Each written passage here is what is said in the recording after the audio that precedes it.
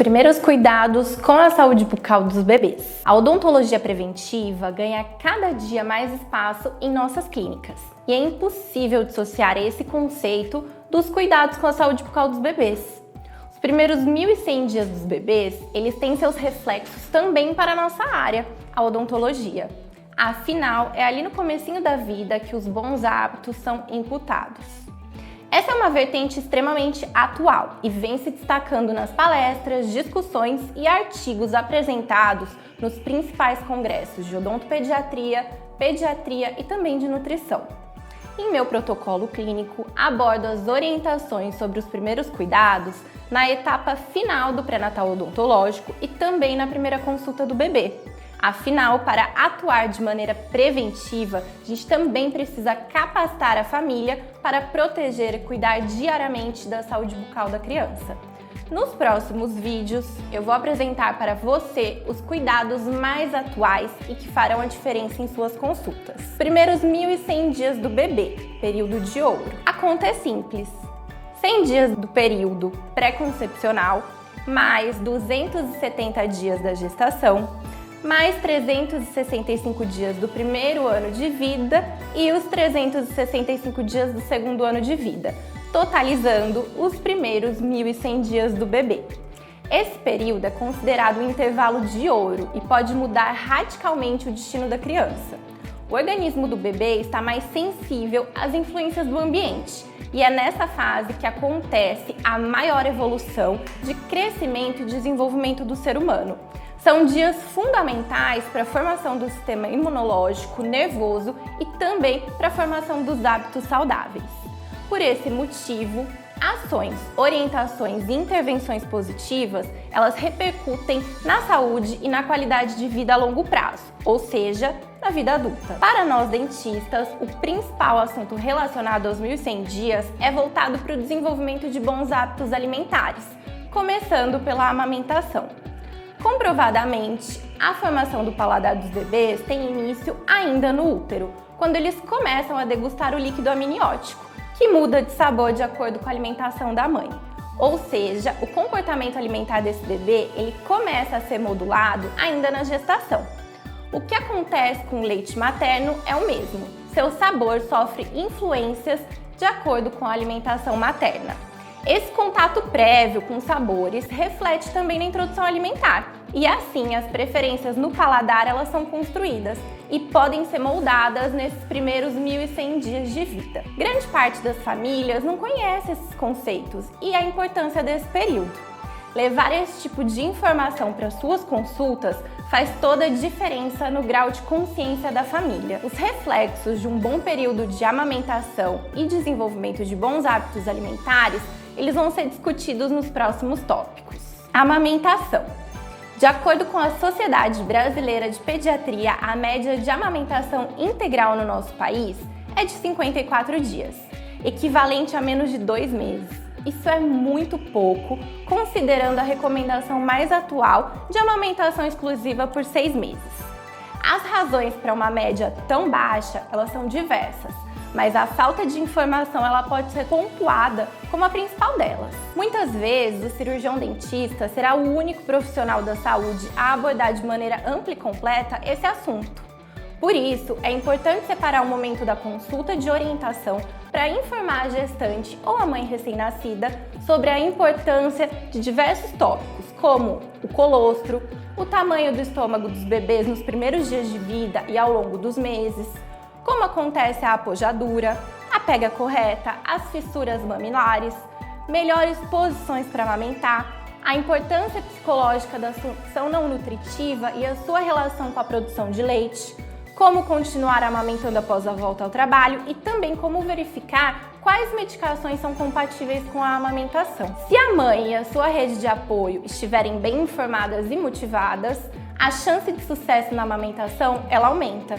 E para nós, isso é extremamente benéfico. Afinal, a amamentação ela auxilia no desenvolvimento facial, estimula o correto crescimento e posicionamento de bases ósseas, ela serve de treinamento e funcionamento para os músculos faciais influenciando positivamente nas funções como fala, respiração nasal, deglutição e também na mastigação. Além disso, a amamentação ela tem um papel muito importante no desenvolvimento psicológico do bebê.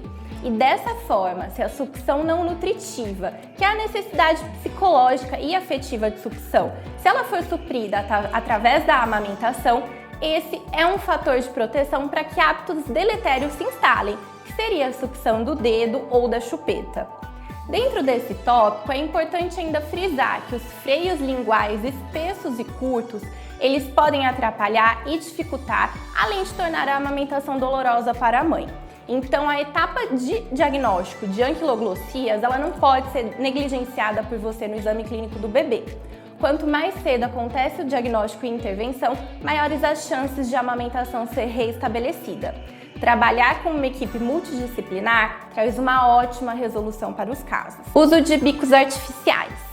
Nosso papel como profissionais da saúde é alertar as famílias sobre os prejuízos e riscos do uso de bicos artificiais. As mamadeiras, chupetas, copos de treinamento com bico, canudos e alguns tipos de mordedores. A ideia é auxiliar a família na tomada de decisão, para que eles façam de maneira consciente e de acordo com a própria realidade. Então a gente precisa conversar sobre as principais consequências, como a confusão de bicos e de fluxo e a relação com o desmame precoce. Esse é o termo utilizado para explicar a dificuldade que o bebê tem de voltar a mamar no seio materno após a introdução de algum bico artificial, seja mamadeira, chupeta, copos de treinamentos com bicos, canudos e alguns tipos de mordedores. Afinal, o padrão de sucção desses bicos é completamente diferente do seio materno. E o fluxo de leite liberado também. O resultado é o desmame precoce. As famílias geralmente desconhecem esse risco e não ficam atentas aos sinais de confusão, diminuição na produção do leite, regressão nas dificuldades e dores ao amamentar, recusa do seio materno, irritação e inquietação durante a mamada, algumas mordidas, precisar da mamadeira e da chupeta para se acalmar. Saber dessa consequência e entender quais são os sinais de confusão pode ajudar a proteger a amamentação. Estruturas faciais e funções alteradas. A sucção digital da mamadeira ou da chupeta, de acordo com a sua intensidade e frequência, ela causa grandes alterações nas estruturas faciais. E como consequência, as funções como fala, respiração, deglutição e mastigação, elas são prejudicadas. Isso porque os padrões musculares utilizados durante a amamentação são diferentes, o que ocasiona alteração em posicionamento das bases ósseas, remodelações dentoalveolares, alteração na tonacidade dos músculos e no posicionamento da língua. Muda também o padrão respiratório, o desenvolvimento da fala, posicionamento de dentes e tem reflexos na mastigação e deglutição da saliva. Instalações de vícios orais. Rapidamente, a utilização dos bicos torna-se um hábito, a gente chama até de vício oral. E o bebê geralmente apresenta grande dificuldade em deixá-lo para trás. Isso porque a necessidade de sucção, ela deveria acontecer no seio materno. Ela serve como válvula de escape, uma maneira de regular as próprias emoções. Como ela não acontece através da amamentação, a autorregulação do bebê ela é comprometida e, consequentemente, impede que a fase oral seja finalizada. Os vícios orais eles se estendem então para depois dos 2 anos de idade. A remoção desses hábitos deletérios é mais complexa do que parece e as questões psicológicas devem ser tratadas com grande responsabilidade, respeitando o tempo e as individualidades de cada criança. Higienização da cavidade bucal dos bebês. A recomendação mais atual é de não higienizar a cavidade bucal dos bebês que ainda não possuem dentes. Apesar de não existir um consenso na literatura, os estudos mais recentes eles relacionam a higienização da cavidade bucal com o aumento da colonização por cândida. A justificativa mais plausível é que o leite materno que fica estagnado na cavidade bucal do bebê após as mamadas, ele possui fatores de proteção, as imunoglobulinas. Elas desempenham um papel importante na colonização da cavidade bucal e também no desenvolvimento da imunidade dos bebês. Dessa forma, ao realizar a higiene, removendo esses fatores de proteção, abrimos espaço para que infecções oportunistas se instalem. Essa recomendação ela é válida principalmente para os 3 primeiros meses e para bebês que são amamentados. Para os bebês que não são amamentados e bebês maiores, a gente pode seguir a mesma recomendação, mas se for a vontade da família, a higienização ela pode acontecer utilizando água filtrada, gaze ou um pano limpo de boca, uma vez ao dia. A partir do nascimento do primeiro dentinho, a recomendação é iniciar as escovações 2 vezes ao dia, utilizando pasta de dentes fluoretada e escova de dentes com fio dental. Esse ponto é imprescindível orientar as famílias sobre a quantidade de pasta que deve ser utilizada de acordo com a idade, para que o flúor seja utilizado com segurança e sempre sob supervisão dos responsáveis. De 0 a 2 anos é uma quantidade equivalente a meio grão de arroz cru. De 2 a 4 anos, uma quantidade equivalente a 1 grão de arroz cru. A partir de 4 anos, geralmente a criança já aprendeu a cuspir, então a gente pode utilizar uma quantidade equivalente a 1 grão de ervilha cru. As pastas sem flúor, elas são indicadas apenas para momentos em que a criança realizará a escovação sem supervisão, como no caso de escolas e creches. Individualização da prescrição. É comum que em nossos consultórios apareçam famílias relutantes ao uso do flúor nos dentifrícios. É possível trabalhar com uma prescrição de maneira individualizada, avaliando o risco a cárie de cada paciente e controlando seus retornos preventivos, de acordo com a realidade de cada família. Nascimento dos primeiros dentes. O nascimento dos primeiros dentes é um momento de muita alegria para as famílias e também de muita apreensão e ansiedade pelos desconfortos causados. Tabelas de cronologia e ordem de erupção dificilmente refletem a realidade de desenvolvimento dos bebês e do nascimento dos dentes. Em minha prática clínica, observo que elas geram mais dúvidas e ansiedade do que informam. Por esse motivo, eu não costumo disponibilizá-las aos pais. É durante o exame clínico que confiro a cronologia e a ordem de erupção. A gente precisa encarar essas tabelas como referências, médias, não como regras. Cada criança tem seu tempo. O atraso ou a alteração desse padrão pode ser investigado com radiografias que vão auxiliar na conferência e no diagnóstico. Sobre os sintomas do nascimento, a sabedoria popular dissemina muitos mitos. Então é importante calibrar as expectativas da família para que elas saibam o que esperar dessa fase. Os sinais e sintomas geralmente são salivação excessiva, irritação e alterações no humor, alteração no padrão de sono, coceira na gengiva, recusa e seletividade alimentar, uma febrícula, que é uma febre baixa, até 37,8 graus. O que não é esperado? Uma febre propriamente dita acima de 37,8, diarreia e vômitos. Se algum desses sintomas for relatado ou observado, é importante encaminhar para avaliação do pediatra. Para amenizar os desconfortos, podemos lançar mão de mordedores de diferentes texturas e formatos, inclusive os que possuem líquidos e podem ser levados à geladeira. Frutas e legumes geladinhos, palitinhos de cenoura, pepino, talo de erva doce, costumo chamá-los de mordedores naturais. Picolés de fruta, água de coco são uma ótima pedida e os bebês adoram. Do mais, a orientação é que os pais usem e abusem do contato pele a pele, do colo, slings, amamentação e tenham muita paciência. Nós podemos medicar? Por ser um processo inflamatório fisiológico, não tem necessidade de medicar com analgésico, a não ser que seja um caso muito extremo. Como alternativa, podemos prescrever medicações homeopáticas e fitoterápicas e também indicar o uso de óleos essenciais. Atenção! Pomadas e géis anestésicos são contraindicados pelos riscos que trazem à saúde dos bebês.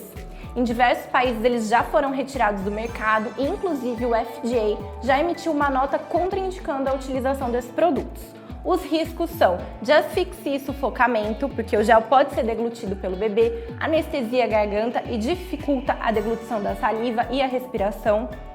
Reação alérgica, provavelmente esse bebê ainda não teve contato com o anestésico componente. Então existe um risco de reação alérgica grave, sem que os pais tenham uma orientação suficiente para lidar com esse tipo de intercorrência. E também uma síndrome sanguínea que pode levar à morte. Pelo baixo peso dos bebês, a quantidade de anestésico é muito pequena que deve ser utilizada. E como estamos falando de uma pomada ou gel, é muito difícil controlar essa quantidade. E aí que está o maior dos riscos. O uso excessivo causa uma diminuição nos níveis de oxigênio no sangue que em casos mais graves pode levar à morte. E os famosos colares de âmbar? Eles também são contraindicados pelo FDA. Não tem comprovação científica e, quando utilizados no pescoço, eles podem levar a enforcamentos e existe ainda o risco do cordão se romper, liberando as bolinhas que podem ser ingeridas ou aspiradas pelos bebês. Caso a família opte por utilizar, que seja de maneira supervisionada, de preferência como tornozeleira, e elas não devem colocar a criança para dormir utilizando o objeto. Alimentação cariogênica. Conscientizar as famílias sobre a importância de cuidar da alimentação infantil é uma etapa importante das nossas consultas.